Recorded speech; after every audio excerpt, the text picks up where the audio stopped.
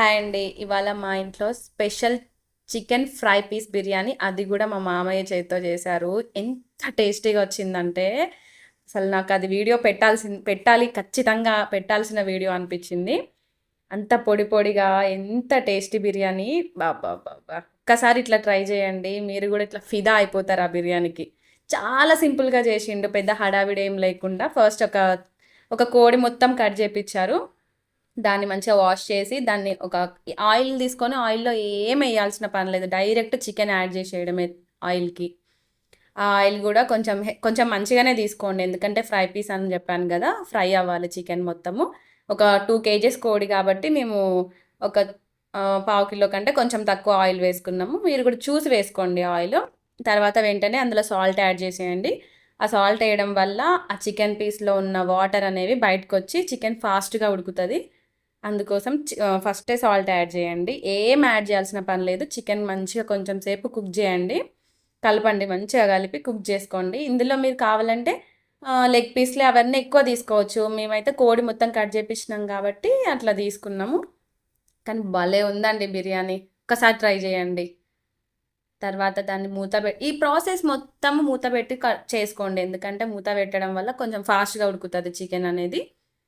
అంతే సింపుల్‌గా, చాలా ఈజీగా, పెద్ద హడావిడి ఏం లేకుండా అట్లా అయిపోతది బిర్యానీ. మీకు పెద్ద చేసిన ఫీలింగ్ గూడా రాదు. స్ట్రెస్ అనిపియదు.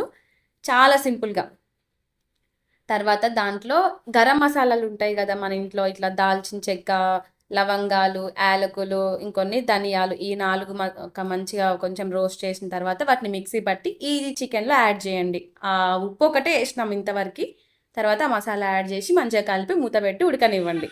తర్వాత నేను చూపించినట్టుగా దాంట్లో మిరియాలు కొన్ని, జీలకర్ర కొంచెం వేసి దాన్ని కొంచెం ఫ్రై చేయండి. అంటే ఇట్లా వేయించుకోండి. తర్వాత ప్లేట్‌లో చూపించిన మసాలాలు ఉన్నాయి కదా! పెద్ద ఏం మసాలాలు తీసుకోలేదండి. చూపించిన మసాలాలు కొంచెం బిర్యానీ మసాలా మీరు యాడ్ చేస్తూనే ఉంటారు, మీకు తెలిసే ఉంటుంది. ఆ మసాలా వేసుకోండి. ఉడుకుతున్న చికెన్లో ఇవన్నీ వేసేసి దాన్ని కూడా మంచిగా కలుపుకోండి. చాలా సింపుల్గా కదా! ఏం పెద్ద దీన్ని దమ్మే చేస్తాము, కానీ ఫ్రై ఇట్లా చేసుకోండి. చికెన్ చాలా టేస్టీగా ఉంటుంది. చికెన్లో కొంచెం పుదీనా, ఒక గుప్పెడంత కొత్తిమీర తీసుకొని దాన్ని కూడా అందులో వేసి మంచిగా కలుపుకోండి. ఆ పుదీనా ఫ్లేవర్ అనేది మంచిగా చికెన్కి పడుతుంది.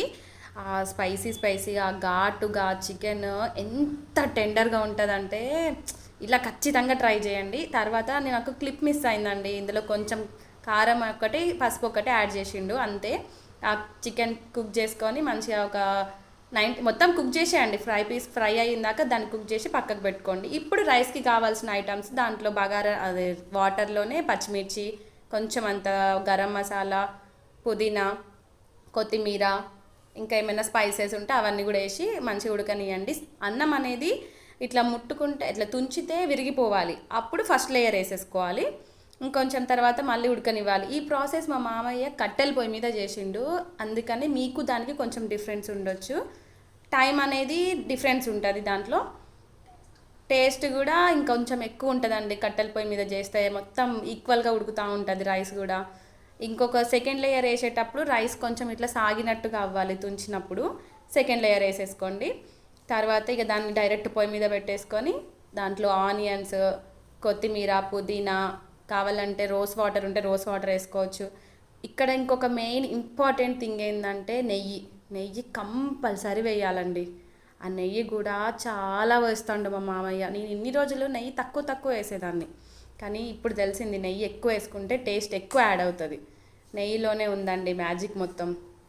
పైన నెయ్యి చల్లేసి మంచిగా దాన్ని దమ్ వేసుకోవడమే. ఈ దమ్ కూడా మంచి పైన బరువు ఎక్కువ పెట్టాలి, బయటికి గాలి రాకుండా, మంచిగా పొగలు ఏం రాకుండా మంచిగా పెట్టుకోండి. ఆ మంట అనేది కొంచెం ఒక 10 మినిట్స్ పెద్దగా పెట్టి తర్వాత మొత్తం మంట అంతా తీసేసి ఆ నిప్పులతోటే ఉడికిచ్చిండు. టేస్ట్ మాత్రం అదిరిపోయిందండి. మీరు కూడా ట్రై చేయండి. నచ్చితే లైక్ చేయండి, షేర్ చేయండి, సబ్స్క్రైబ్ చేయండి, కామెంట్ కూడా చేయండి. Thank you.